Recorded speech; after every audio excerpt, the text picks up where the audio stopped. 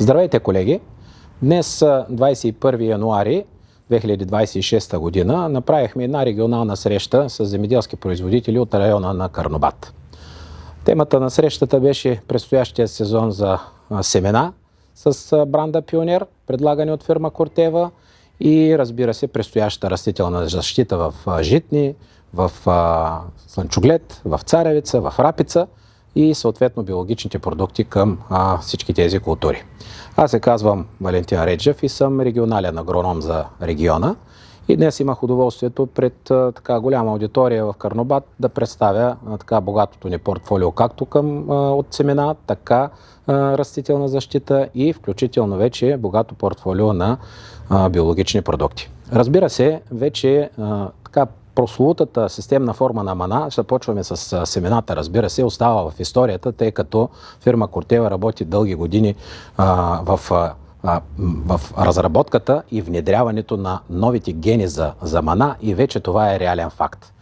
Разбира се, с летящ старт беше миналата година хибрида, който пуснахме на пазара и даде абсолютно 100% гаранция и потвърди това, че новите гени срещу прословутата системна форма на мана работят. Това беше хибрида LE280.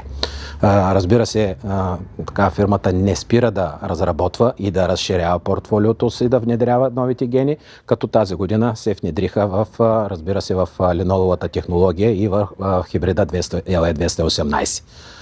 Тези два хибрида от леноловата група ще бъдат на въоръжение и ще се предлагат, и аз мисля, че интереса, който има още от сега към хибридите от земеделските производители е наистина голям и аз мисля, че това ще бъде едно достатъчно стабилно оръжие за доказателство, че няма да има проява на системна форма на мана.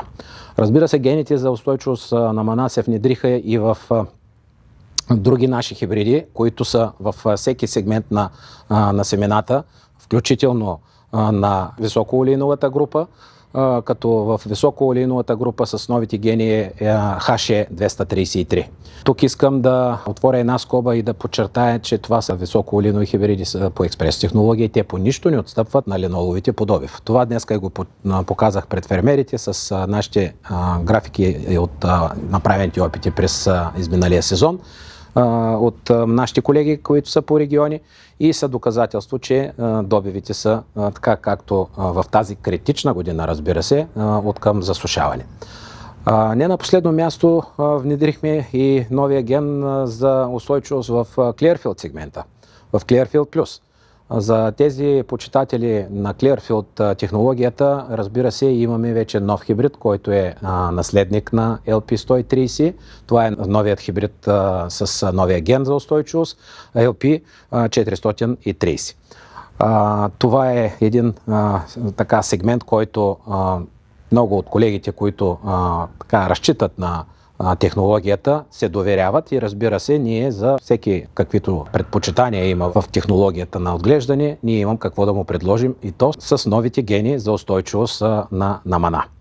Не на последно място дълго време се очакваше и хибрида, който е така много нишов хибрид, така да го нарека, и много от фермерите, които държат на птичия слънчоглед, така наречен птичи слънчоглед, тази година вече имаме с какво нещо ново да се похвалим и да сме на пазара. Това е наследника на BB01, това е BE800, който е по технология експрес. Това се чакаше дълго време и най-после вече сме свидетели, че това е на пазара по експрес технология. Това е така дългоочакван момент и много от фермерите, които разчитат на този тип нишово отглеждане на този сегмент, са доволни и наистина заявките са още от есента за този хибрид. Разбира се, не на последно място можем да оставим и най-отглеждания хибрид в България през 2025, LE162. Това е хибрид, който доказа наистина невероятен добивен потенциал, независимо през какви перипетии той преминава. Много е важно да подчертаем, че добивен потенциал за една компания, за хибридите на една компания е определящ в една критична година. Аз мисля, че точно тази година, 2025, е критична година от към засушаване и в този ред на мисли нашата селекция даде едни много добри добивни резултати в тежка година. В добра година всичките слънчогледи могат да имат така добър добивен потенциал. Това е доказателство, че в критична година фермерите могат да разчитат на нашата селекция и да останат доволни в края на реализацията си, на тяхната продукция.